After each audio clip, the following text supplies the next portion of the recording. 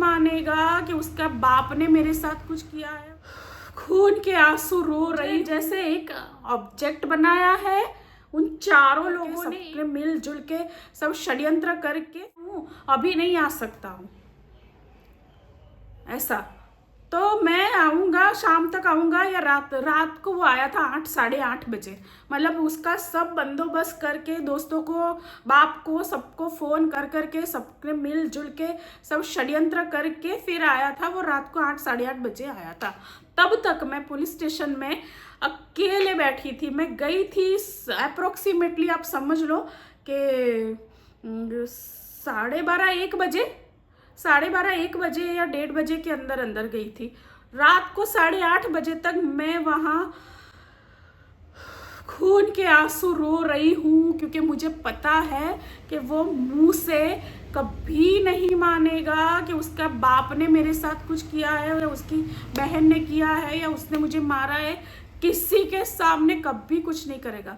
मैं जो आपको बताती हूँ ना कि वो मेरे सामने दीवार पे वो सिर्फ मेरे सामने करता था।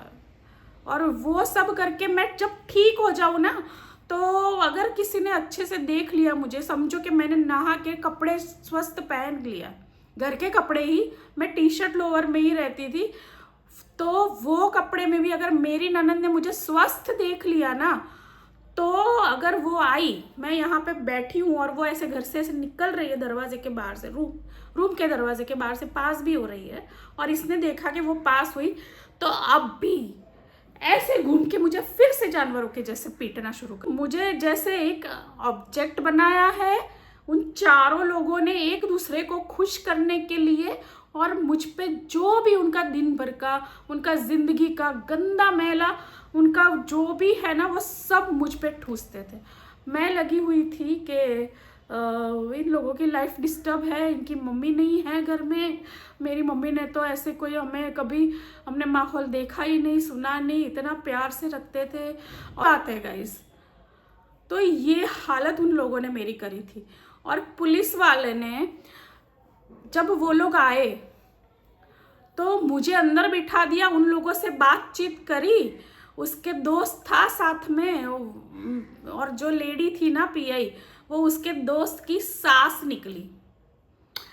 तो उसने फिर मुझे, उन लोगों ने ऐसे परेशान और टॉर्चर करना शुरू किया कि सॉरी गाइस, थोड़ा लैंग्वेज में वो हो गया, क्योंकि मैं इतनी सारी लैंग्वेज में डील करती हूँ ना डेली बेसिस पे। ये लोग मेरे साथ यही लूप होल्स खेल रहे हैं, लैंग्वेज का। तो उसकी सास निकली और वो मुझे बोल रहे, तुम कन्नड़ा में बोलोगी तो ही हम तुमको सुनेंगे, क्योंकि उनको पता है कि मैं हूँ ही नहीं, मैं बोलूँगी या समझूंगी या सुनूंगी ही कैसे, तो चीज़ें वहीं पे ही अटक जाने वाली है। मेरी सारी बातों को वहीं से ही रफू चक्कर कर दिया जाएगा। और मुझे ये बोला गया था कि तुमको अगर फिर भी बताना है तो लिख के दो कन्नड़ा में, हमको हिंदी बिंदी नहीं आता, हमको इंग्लिश बिंग्लिश नहीं आता, हम इतना पढ़ा लिखा नहीं है, हमको हिंदी बिंदी समझ नहीं आता, तुम कर्नाटक में हूँ, तुमको कर्नाटक में लिख के देना पड़ेगा, वो भी जानबूझ के हिंदी, जो मुझे समझाने लिख के लिए बोलते थे ना, एक वर्ड बोलते थे 10 खा जाते थे, एक बोलते थे 15 खा जाते थे, ऐसे, ताकि मुझे समझ ना आए। और मैं मार पीट खा के, मुझे 2.5-3 घंटे तक पीटा गया है। मेरे गले से मंगलसूत्र खींच के ले लिया उसने, मेरा सब सामान वो नीचे लेके जा रही है, अपना जो अच्छा सामान है मेरा, वो अपने साथ लेके जा रही है, जो मैं कभी जानती हूँ कि मुझे कभी मिलेगा ही नहीं। और मैंने खाया नहीं है, मैंने दवाई नहीं ली थी गाइस, मैंने खाया पिया नहीं था। मैं 2-2.5 घंटे धक्के मुक्के खा के, लोगों को पूछ के जो बताते थे, मुझे शायद समझ भी नहीं आता था। अगर लोग मुझे 2 लाइन समझाते थे, मुझे उसमें शायद 1 वर्ड समझ आता था। ऐसे पूछ के मैं घसीट के खुद को वो पुलिस स्टेशन लेके गई थी, हिम्मत इकट्ठा करके, क्योंकि मैं जाती कहाँ गए, वहाँ पे हमारा कोई था ही नहीं। मेरा कोई रिश्तेदार नहीं था, मेरे पास कोई फ़ोन नंबर नहीं था, मेरे हाथ में कुछ नहीं था। जो मैंने कपड़े पहने थे सिर्फ वो कपड़ों में, वो भी आधे फट चुके थे। मुझे इतना मारा पीटा गया था। वो हालत में मुझे वहाँ पे पूरा दिन भूखा प्यासा मैं वहाँ पे बैठी हूँ। मैंने ज़िंदगी में कंप्लेन नहीं की, ना सोची, ना ज़िंदगी में पुलिस स्टेशन देखा, ना सुना, पर मैं वहाँ पे गई। मुझे उन लोगों ने रूम में बंद करके बिठा दिया था 2 घंटे 2.5 घंटे। उन लोगों की जब बातें चल रही थी, फिर आधी रात को ऑलमोस्ट मैं क्या करती, मैं सरेंडर, मतलब कोई भी इंसान होगा, वो लोगों ने जो बताया समझाया या कर रहे, इंसान खुद को सरेंडर करने के कंडीशन में हो जाएगा। मुझे घुट पानी भी नहीं मैंने पिया था पूरे दिन का, और मैं अंदर से ऐसा चाहती थी कि क्यों तुम ऐसा कर रहे हो मेरे साथ, मैं कि कहाँ जाऊँ, तुम मेरी बात सुन लो। मैं अंदर से इतना रो रही थी गाइस। मुझे कोई दुनिया का कुछ नॉलेज ही नहीं था, कुछ समझ ही नहीं थी। मुझे ये चीज़ दिमाग जैसा कुछ होता है पता ही नहीं था गाइस। सब कुछ मैं दिल से सोच के जीने वाली लड़की हूँ। फिर उन लोगों ने मुझे पकड़ के लिखवाया। पुलिस वालों ने मुझे वो बहकावे में लेने के लिए मुझे कुछ जूस, नहीं पुलिस वालों ने नहीं पिलाया, वो बाद में। मुझे पुलिस वालों ने बिठा के, 4 लोग खड़े हो गए थे मेरे आसपास, और वो लोग खड़े थे, वो उसके 2-3 दोस्त, वो सब खड़े हुए थे। उनकी आंखों में उनको देख के वो लोग ऐसे एक्ट कर रहे थे जैसे वो मुझे जानते ही नहीं है। मैं कोई चोर हूँ, मैं उसकी वाइफ नहीं हूँ, वो मुझे जानता ही नहीं है। आप सोचो मेरे दिल पे क्या गुजर रही होगी, मुझ पे क्या गुजर रही होगी।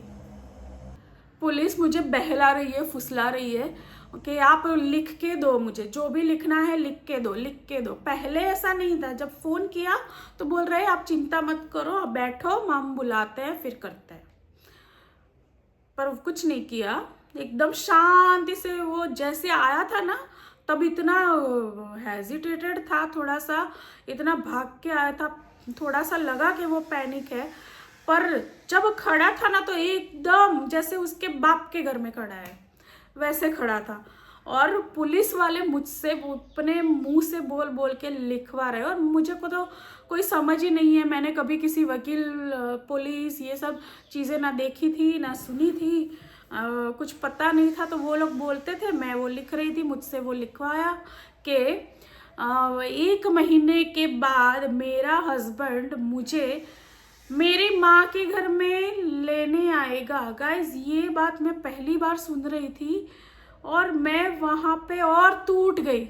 मुझसे ये क्यों लिखवा रहे हैं? मैंने तो जाने के बारे में ना सुना, ना मैंने खुद कभी बोला, ना मेरा कोई मन है। और 4.5 साल 5 साल हो रहे, मैं तो कब का माँ शब्द बोलना भी भूल गई हूँ। इन लोगों ने मार पीट करके मुझे 6 महीने में तो मैं माँ बोलना भी भूल गई थी गाइस। इतना मारते थे, जब चीख निकलती थी, माँ निकल जाता था तो मुझे जानवर के जैसे और 4 गुना पीटा जाता था। उसी में तो वो शब्द भी निकलना बंद हो गया था। तब ये मुझसे ऐसे लिखवा रहे, मैं रोए जा रही हूँ, मैं उनको पूछ रही हूँ तो मुझे कुछ नहीं बोल रहे। बोले तुम लिखो, तुम लिखो, तुम लिखो, हम अच्छा करेंगे तुम्हारा, तुम लिखो। ऐसे करके मुझसे ये सब कुछ लिखवाया। बाद में जब हो गया तो मुझे बोल रहे कि ये तुमको 1 महीने के लिए तुम्हारी माँ के घर छोड़ने आएगा, हमने उसको समझा दिया है। अब तुम वहाँ पे रहना, तुम्हारा तबीयत सब कुछ ठीक हो जाए, फिर ये तुम्हें जब लेने आए तब तुम वापस आ जाना। उसके लिए इसको 1 महीने का, मैं 1 महीने का टाइम क्यों चाहिए उसको?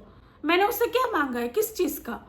तो वो बोल रहे नहीं, वो बोल रहा है ना कि वो समझ गया है, वो अलग घर बनाएगा तो सारी चीज़ ये वो पैसे का बंदोबस्त करना है, भाड़े पे घर लेगा, सब चीज़ें नया लेगा, फिर तुमको लेके आएगा।